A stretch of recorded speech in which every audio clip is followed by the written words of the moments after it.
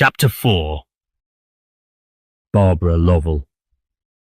Los gitanos son encantadores, adivinos, magos, quirománticos, que dicen por las rayas de las manos lo futuro, que ellos llaman buenaventura, y generalmente son dados a toda superstición. Doctor Sancho de Moncada, discurso sobre expulsión de los gitanos. Like a dove escaped from the talons of the falcon, Sybil fled from the clutches of the sexton. Her brain was in a whirl, her blood on fire. She had no distinct perception of external objects, no definite notion of what she herself was about to do, and glided more like a flitting spirit than a living woman along the ruined ambulatory. Her hair had fallen in disorder over her face. She stayed not to adjust it, but tossed aside the blinding locks with frantic impatience. She felt as one may feel who tries to strain his nerves, shattered by illness, to the endurance of some dreadful, yet necessary pain. Sybil loved her grandame, old Barbara, but it was with a love tempered by fear. Barbara was not a person to inspire esteem or to claim affection. She was regarded by the wild tribe which she ruled as their queen-elect, with some such feeling of inexplicable awe as is entertained by the African slave for the Obeah woman. They acknowledged her power, unhesitatingly obeyed her commands, and shrank with terror from her anathema, which was indeed seldom pronounced, but when uttered, was considered as doom. Her tribe she looked upon as her flock, and stretched her maternal hand over all, ready alike to cherish or chastise, and having already survived a generation, that which succeeded, having from infancy imbibed a superstitious veneration for the cunning woman, as she was called, the sentiment could never be wholly effaced. Winding her way, she knew not how, through roofless halls, over disjointed fragments of fallen pillars, Sybil reached a flight of steps. A door, studded with iron nails, stayed her progress. It was an old, strong, oaken frame, surmounted by a Gothic arch, in the keystone of which leered one of those grotesque, demoniacal faces with which the fathers of the church delighted to adorn their shrines. Sybil looked up. Her glance encountered the fantastical visage. It recalled the features of the sexton, and seemed to mock her, to revile her. Her fortitude at once deserted her. Her fingers were upon the handle of the door. She hesitated. She even drew back, with the intention of departing, for she felt then that she dared not face Barbara. It was too late. She had moved the handle. A deep voice from within called to her by name. She dared not disobey that call. She entered. The room in which Sybil found herself was the only entire apartment now existing in the priory. It had survived the ravages of time. It had escaped the devastation of man, whose ravages outstrip those of time. Octagonal, lofty, yet narrow, you saw at once that it formed the interior of a turret. It was lighted by a small oriel window, commanding a lovely view of the scenery around and panelled with oak, richly wrought in ribs and groins, and from overhead depended a moulded ceiling of honeycomb plasterwork. This room had something, even now, in the days of its desecration, of monastic beauty about it. Where the odour of sanctity had breathed forth, the fumes of idolatry prevailed. But imagination, ever on the wing, flew back to that period, and a tradition to that effect warranted the supposition, when, perchance, it had been the sanctuary, and the privacies of the prior's self. Wrapped in a cloak composed of the skins of various animals, upon a low pallet covered with stained scarlet cloth, sat Barbara. Around her head was coiffed in folds like those of an Asiatic turban, a rich, though faded shawl, and her waist was encircled with the magic zodiacal zone, proper to the sorceress, the Margot Chineo of the Chingara, whence the name Zingaro, according to Moncada, which Barbara had brought from Spain. From her ears depended long golden drops of curious antique fashioning, and upon her withered fingers, which looked like a coil of lizards, were hooped a multitude of silver rings, of the purest and simplest manufacture. They seemed almost of massive, unwrought metal. Her skin was yellow as the body of a toad, corrugated as its back. She might have been steeped in saffron from her fingertips, the nails of which were of the same hue, to such portions of her neck as were visible, and which was puckered up like the throat of a turtle. To look at her, one might have thought the embalmer had experimented her art upon herself. So dead, so bloodless, so blackened, seemed the flesh, where flesh remained. Leather could scarce be tougher than her skin. She seemed like an animated mummy. A frame so tanned appeared calculated to endure for ages, and perhaps might have done so. But alas, the soul cannot be embalmed. No oil can re-illumine that precious lamp, and that Barbara's vital spark was fast waning was evident from her heavy, blood-shot eyes, once of a swimming black, and lengthy as a witch's, and sunken. The atmosphere of the room was as strongly impregnated as a museum with volatile odours emitted from the stores of drugs with which the shelves were loaded, as well as from various stuffed specimens of birds and wild animals. Barbara's only living companion was a monstrous owl, which, perched over the old gypsy's head, hissed a token of recognition as Sybil advanced. From a hook placed in the plaster roof was suspended a globe of crystal glass, about the size and shape of a large gourd, filled with a pure pellucid liquid, in which a small snake, the Egyptian aspic, described perpetual gyrations. Dim were the eyes of Barbara, yet not altogether sightless. The troubled demeanour of her grandchild struck her as she entered. She felt the hot drops upon her hand as Sybil stooped to kiss it. She heard her vainly stifled sobs. "What ails you, child?" said Barbara, in a voice that rattled in her throat, and hollow as the articulation of a phantom. "Have you heard tidings of Luke Bradley? Has any ill befallen him? I said you would either hear of him or see him this morning. He is not returned, I see. What have you heard?" "He is returned," replied Sybil faintly, "and no ill hath happened to him." "He is returned," replied Sybil faintly, "and no ill hath happened to him." "He is returned, and you are here," echoed Barbara. "No ill hath happened to him, thou sayest. Am I to understand there is to you?" Sybil answered not. She could not answer. I see, said Barbara more gently, her head and hand shaking with paralytic affection. "A quarrel, a lover's quarrel. Old as I am, I have not forgotten my feelings as a girl. What woman ever does, if she be woman? And you, like your poor mother, are a true-hearted wench. She loved her husband as a husband should be loved, Sybil, and though she loved me well, she loved him better, as was right. Ah, it was a bitter day when she left me for Spain.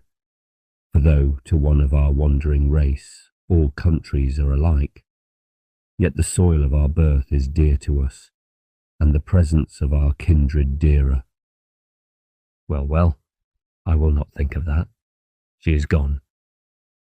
Nay, take it not so to heart, wench. Luke has a hasty temper. 'Tis not the first time I have told you so. He will not bear rebuke, and you have questioned him too shrewdly touching his absence. Is it not so? Heed it not. Trust me, you will have him seek your forgiveness ere the shadows shorten neath the noontide sun. Alas, alas, said Sybil sadly, this is no lover's quarrel, which may at once be forgotten and forgiven. Would it were so. What is it then? Asked Barbara, and without waiting Sybil's answer, she continued with vehemence. Has he wronged you? Tell me, girl, in what way? Speak, that I may avenge you if your wrong requires revenge. Are you blood of mine? And think I will not do this for you, girl. None of the blood of Barbara Lovel were ever unrevenged. When Richard Cooper stabbed my firstborn Francis, he fled to Flanders to escape my wrath. But he did not escape it. I pursued him thither. I hunted him out, drove him back to his own country, and brought him to the gallows. It took a power of gold. What matter? Revenge is dearer than gold.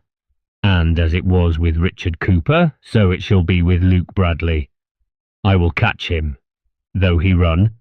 I will trip him, though he leap. I will reach him, though he flee afar.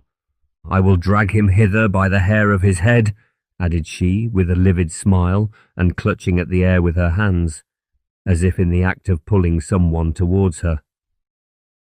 He shall wed you within the hour, if you will have it, or if your honour need that it should be so. My power is not departed from me. My people are yet at my command. I am still their queen, and woe to him that offendeth me. Mother, mother, cried Sybil, affrighted at the storm she had unwittingly aroused. He has not injured me.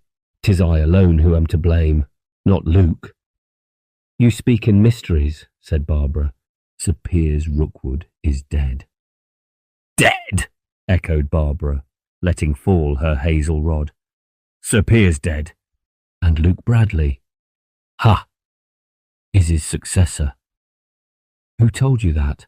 Asked Barbara with increased astonishment. Luke himself. All is disclosed. And Sybil hastily recounted Luke's adventures. He is now Sir Luke Rookwood. This is news, in truth, said Barbara, yet not news to weep for. You should rejoice, not lament. Well, well, I foresaw it. I shall live to see all accomplished, to see my Agatha's child ennobled, to see her wedded, ay, to see her well wedded. Dearest mother, I can endow you, and I will do it.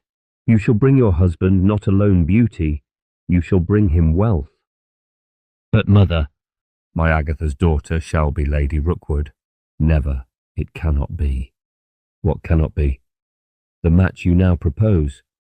What mean you, silly wench? I perceive the meaning of those tears. The truth flashes upon me. He has discarded you.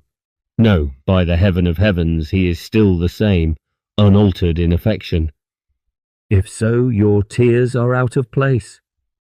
Mother, it is not fitting that I, a gypsy born, should wed with him. Not fitting? Ha! And you, my child, not fitting. Get up, or I will spurn you. Not fitting. This from you to me. I tell you it is fitting. You shall have a dower as ample as that of any lady in the land. Not fitting? Do you say so? Because you think that he derives himself from a proud and ancient line, ancient and proud? I tell you, girl, that for his one ancestor I can number 20. For the years in which his lineage hath flourished, my race can boast centuries, and was a people, a kingdom. Here, the land in which he dwells was known. What if, by the curse of heaven we were driven forth, the curse of hell rests upon his house?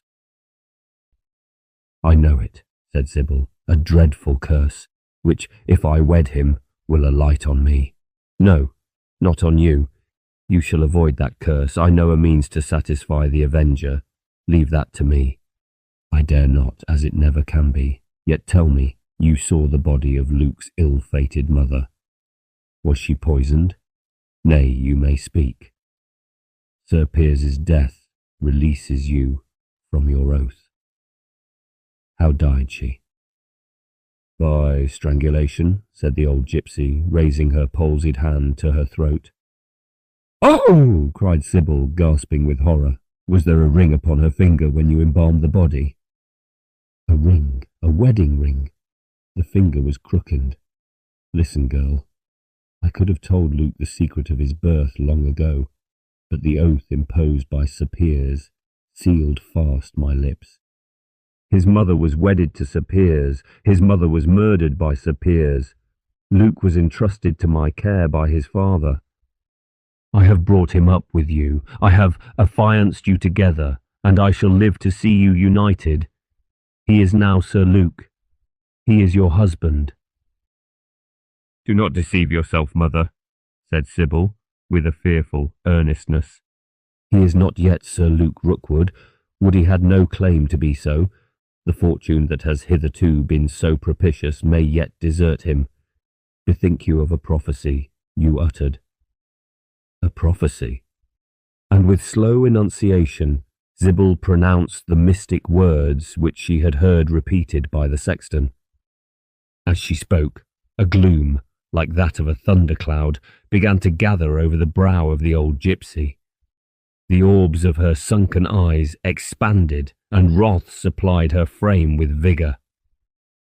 She arose. Who told you that? Cried Barbara. Luke's grandsire, Peter Bradley. How learnt he it? Said Barbara. It was to one who hath long been in his grave I told it. So long ago it had passed from my memory. 'Tis strange. Old Sir Reginald had a brother, I know, but there is no other of the house. There is a cousin, Eleanor Mowbray. I see. A daughter of that Eleanor Rookwood who fled from her father's roof. Fool, fool! Am I caught in my own toils? Those words to were words of truth and power, and compel the future, and the will be, as with chains of brass, they must be fulfilled, yet not by Ranulph. He shall never wed Eleanor. Whom then shall she wed? His elder brother. Mother, shrieked Sybil, do you say so? Oh, recall your words. I may not, it is spoken. Luke shall wed her. Oh, God support me, exclaimed Sybil. Silly wench, be firm. It must be as I say. He shall wed her, yet shall he wed her not. The nuptial torch shall be quenched as soon as lighted. The curse of the avenger shall fall, yet not on thee. Mother, said Sybil, if sin must fall upon some innocent head, let it be on mine, not upon hers. I love him. I would gladly die for him. She is young, unoffending, perhaps happy. Oh, do not let her perish. Peace, I say, cried Barbara, and mark me, this is your birthday. 18 summers have flown over your young head, 80 winters have sown their snows on mine. You have yet to learn. Years have brought wrinkles, thigh have brought wisdom likewise. To struggle with fate, I tell you, is to wrestle with omnipotence. We may foresee, but not avert our destiny. What will be, shall be. This is your 18th birthday, Sybil. It is a day of fate to you. In it occurs your planetary hour, an hour of good or ill, according to your actions. I have cast your horoscope. I have watched your natal star. It is under the baleful influence of Scorpion, and fiery Saturn sheds his lurid glance upon it. Let me see your hand. The line of life is drawn out distinct and clear. It runs.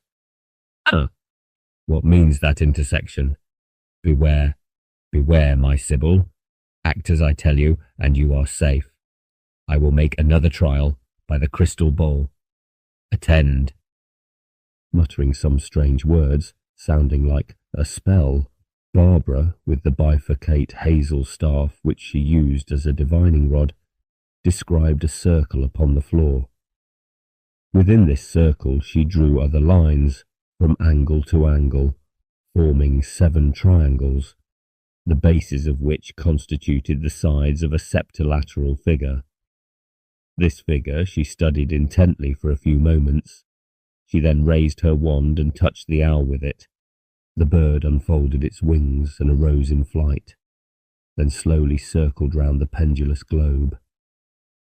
Each time it drew nearer until at length it touched the glassy bowl with its flapping pinions. "Enough!" ejaculated Barbara, and at another motion from her rod the bird stayed its flight and returned to its perch. Barbara arose. She struck the globe with her staff. The pure lymph became instantly tinged with crimson, as if blood had been commingled with it. The little serpent could be seen within, coiled up and knotted, as in the struggles of death. "Again I say, beware," ejaculated Barbara solemnly. "This is ominous of ill." Sybil had sunk from faintness on the pallet. A knock was heard at the door. "Who is without?" cried Barbara. "'Tis I, Balthazar," replied a voice. "Thou mayest enter," answered Barbara, and an old man with a long beard, white as snow, reaching to his girdle, and a costume which might be said to resemble the raiment of a Jewish high priest, made his appearance.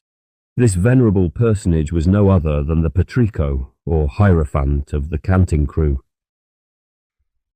"I come to tell you that there are strangers, ladies, within the priory," said the Patrico, gravely. "I have searched for you in vain," continued he, addressing Sybil. "The younger of them seems to need your assistance." "Whence come they?" exclaimed Barbara. "They have ridden, I understand, from Rookwood," answered the Patrico. "They were on their way to Davenham when they were prevented." "From Rookwood?" echoed Sybil. "Their names? Did you hear their names?" "Mowbray is the name of both. They are a mother and a daughter. The younger is called—" "Eleanor?" asked Sybil, with an acute foreboding of calamity.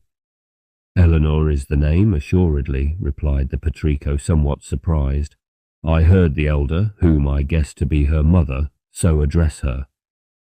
"Gracious God, she here!" exclaimed Sybil. "Here! Eleanor Mowbray here!" cried Barbara. "Within my power. Not a moment is to be lost. Balthazar, hasten round the tents. Not a man must leave his place, above all, Luke Bradley. See that these Mowbrays are detained within the abbey. Let the bell be sounded. Quick, quick. Leave this wench to me. She is not well. I have much to do. Away with thee, man, and let me know when thou hast done it." And as Balthazar departed on his mission, with a glance of triumph in her eyes, Barbara exclaimed, "So no sooner hath the thought possessed me than the means of accomplishment appear. It shall be done at once. I will tie the knot, I will untie and then retie it. This weak wench must be nerved to the task," added she, regarding the senseless form of Sybil. "Here is that will stimulate her," opening the cupboard and taking a small phial. "This will fortify her, and this," continued she with a ghastly smile, laying her hand upon another vessel, "this shall remove her rival when all is fulfilled, and this liquid shall constrain her lover to be her titled landed husband."